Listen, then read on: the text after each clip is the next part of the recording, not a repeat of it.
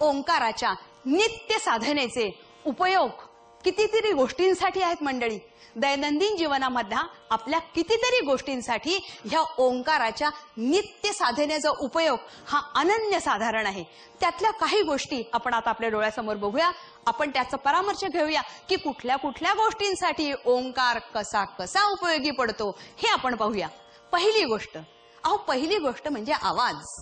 आवाज ह्या गोष्टीसाठी ओंकाराच्या नित्य साधनेचा उपयोग एवढा छान होतो की नित्याची ओंकार साधना तुमचा आवाज निरोगी ठेवते, निकोप ठेवते. वाणी दोष, वाचा दोष म्हणजे अडखळत तोत्र बोबडं बोलणं हे उद्भवत नाही. असेल तर ते बरं होऊन जातं नित्याच्या साधनेनी. एवढंच नव्हे तर स्वर यंत्राचा बिघाड, स्वरतंतूंचा पॅरालिसिस, त्याच्यावरच्या नोड्यूल्स काही म्हटल्या काही हा उपद्रव तुम्हाला होत नाही. जर ओंकाराची नित्याची साधना असेल तर आवाज सुरेख ठणठणीत राहणारच. इतकी हमी ह्या नित्याच्या ओंकार साधनेची आवाज ह्या गोष्टीसाठी आहे. आवाजाच्या नंतरची दुसरी गोष्ट महत्वाची आरोग्य. देही आरोग्य नांदते, भाग्य नाही या परते. हे सगळ्यांनाच माहिती असतं. पण हे भाग्य मिळवण्यासाठी, हे प्राप्त करण्यासाठी आपल्याला ओंकाराची नित्याची साधना ही विशेष फलदायी ठरते. कशी ती बघूया आपण. नित्याच्या ओंकार साधनेने प्रतिकार शक्ती वाढते, रोगांना प्रतिबंध केला जातो, झालेल्या रोगांचं निवारण होतं. म्हणून रोग निवारक, रोग प्रतिबंधक, रोग निवारक, आरोग्यदायी असा हा ओंकार इथे आरोग्याच्या दृष्टीने त्रिस्तरीय काम करतो. म्हणजे दुखणं होऊ नये म्हणून प्रिव्हेंटिव्ह, झालेलं दुखणं बरं करणारा क्युरेटिव्ह, आणि सपोर्टिव्ह म्हणजे आपण जी औषधं घेत असू त्याची मात्रा कमी होणं, त्या औषधांचा गुण लवकर येणं, यासाठी सुद्धा या साधनेचा उपयोग होतो. तर अशी ही नित्याची साधना तुमच्या आरोग्याला विशेष फलदायी आहे. आवाज, आरोग्य ह्याच्या नंतरची गोष्ट म्हणजे ऐहिक आणि पारमार्थिक उन्नती दोन्ही साधली जाते ह्या ओंकाराच्या नित्याच्या साधनेने. मंडळी, काही मंत्र आणि काही जप हे ऐहिकाची पूर्तता करण्यासाठी असतात आणि काही मंत्र आणि काही जप हे पारमार्थिक उन्नती, आत्मिक उन्नतीसाठी असतात.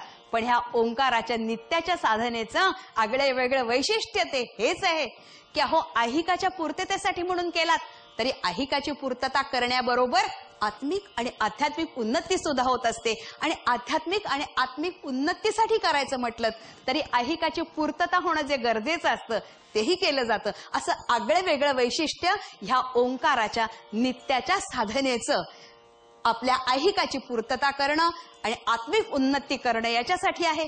ह्याच्या नंतरची गोष्ट म्हणजे एकाग्रता. एकाग्रता, स्मरणशक्ती, ध्यानधारणा, नादानुसंधान ह्या सगळ्यासाठी ओंकाराची नित्याची साधना ही फार म्हणजे फार मोलाची ठरते. ह्याच्या नंतरची गोष्ट आपण जी आपल्या विचारात घेणार आहोत ती म्हणजे सगळ्यांना पावली भेडसावणारे ताणतणाव दूर भगावून लावतं ही ओंकाराची नित्याची साधना. ताणतणाव सहज दूर जातात तुमच्यापासून. आणि हे सगळं करत असताना आपला वैयक्तिक विकास व्यक्तिमत्वाचा आपोआप होऊन जातो. वैयक्तिक आपला व्यक्तिमत्व विकास हा आपोआपच होतो. इतक्या सगळ्या गोष्टी ह्या ओंकाराच्या नित्याच्या साधनेने आपल्याला मिळतात. म्हणून ओंकाराची नित्याची साधना ही फार महत्वाची ठरते.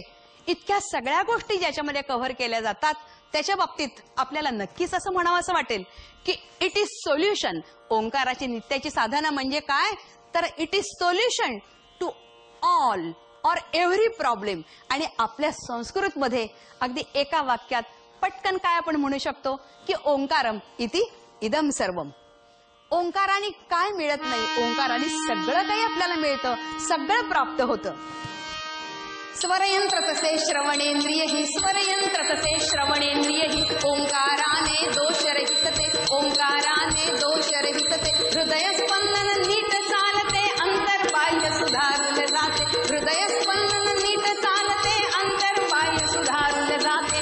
देई मनुजा शांती सुखाला, सतेज बुद्धी चैतन्याला, देई मनुजा शांती सुखाला, सतेज बुद्धी चैतन्याला, विज्ञानाने सिद्ध पावला मार्ग मानवा दाखविलेला, विज्ञानाने सिद्ध पावला मार्ग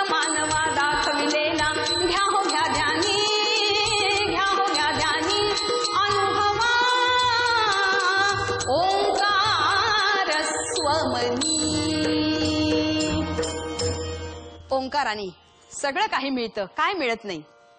महिमा ओंकाराचा ह्याच्यामध्ये आपण 3 विभागांमध्ये या ओंकाराचे उपयोग बघणार आहेत. त्यापैकी पहिला विभाग आरोग्याचा, दुसरा विभाग आवाजाचा आणि तिसऱ्या विभागामध्ये आपण ओंकाराचे उपयोग, अन्य उपयोग थोडक्यात बघणार आहोत. तर पहिला विभाग आरोग्याचा सुरू होते.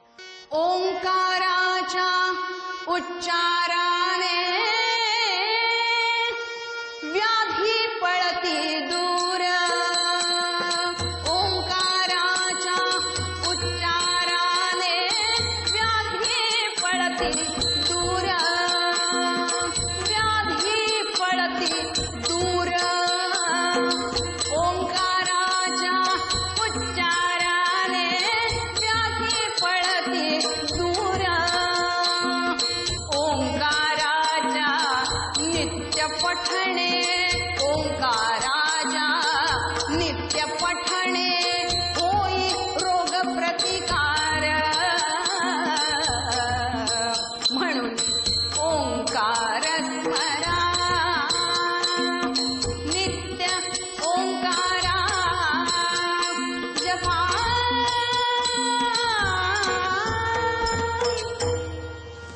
ओंकाराच्या नित्य साधनेचा उपयोग आरोग्यासाठी होतो हे वेदकाळापासून सांगितलेलं आहे. वेदकाळापासून सांगितलेले की ओंकाराने आरोग्य प्राप्त होतं, प्रतिकार शक्ती वाढते. एकूण काय, ओंकार हा आरोग्यदाता आहे हे वेदकाळापासून सांगितलेलं आहे. वेदाचार्य सकृ देवधर यांनी आपल्या ओंकार किमया ह्या पुस्तकामध्ये, खरं तर त्याला ग्रंथराज म्हणायला हवं, ओंकार किमया ह्या पुस्तकामध्ये वेदाचार्य सकृ देवधरांनी ओंकाराच्या उपचारांनी बऱ्या होणाऱ्या रोगांची मोठीच्या मोठी यादीच दिलेली आहे मंडळी. आता इथे प्रश्न असा उपस्थित होतो, वेदकाळापासूनच काही संतांच्या वाङ्मयात असलेलं असं ह्या ओंकाराची माहिती, उल्लेख जो आहे की ओंकाराने आरोग्य प्राप्त होतं, प्रतिकार शक्ती वाढते, मग वेदकाळापासून आपल्याला सगळ्यांना माहिती असलेलं सांगण्यासाठीच का मी इथे उभी आहे? अहो लोक म्हणतील, अहो वेदकाळापासूनच आम्हाला माहितीये. आत्ताची नवीन पिढी म्हणेल, आम्ही ते सीडी बघतो ना त्याच्यातनं पण आम्हाला काकू हे सगळं कळतं बरं का. नवीन पिढी जे सीडी बघते त्याच्यातून त्यांना कळतं. ती म्हणतील पटकन की वेदकाळापासूनच आम्हाला माहितीये, रामायण काळी विमान होतं हे आम्हाला माहितीये. मग तेच सांगण्यासाठी मी आपल्या पुढे इथे उभी आहे का? तसं नाहीये मंडळी. आपण